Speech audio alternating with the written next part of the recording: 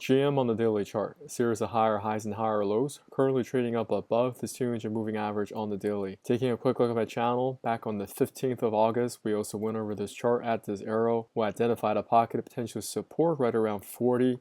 Price pulled back in and price bounced right out of it. Now taking a quick look at this pullback, I'm just reusing the pullbacks in the history of this chart. For example, if you use this pullback right here, projected to this new recent high, this pullback right here is very similar to this one dollar amount. In addition, I can use my fib retracements clicking from this pivot low to pivot high. It also provides a 50% retracement. So here in 2025, this is the new pocket of potential support I'm evaluating right around 50 and some change.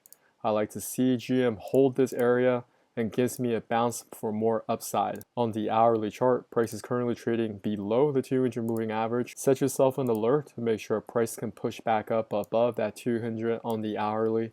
If that happens, not financial advice, then consider positioning going long, but you still need to set your stop loss below this pivot low. Looking at fundamentals, 2021, 127 billion, 2022, 156 billion, 2023, 171 billion. We do have that increasing top line revenue and the company is profitable. So under GM, we have Chevrolet, Buick, GMC, and Cadillac. Their most popular brand is their Chevrolet pickup trucks. They also have the Corvette. They got SUVs, and also they're coming out with EV models as well. Hi everyone, John here.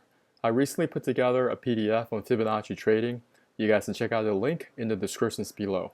I'll also put it in the comments.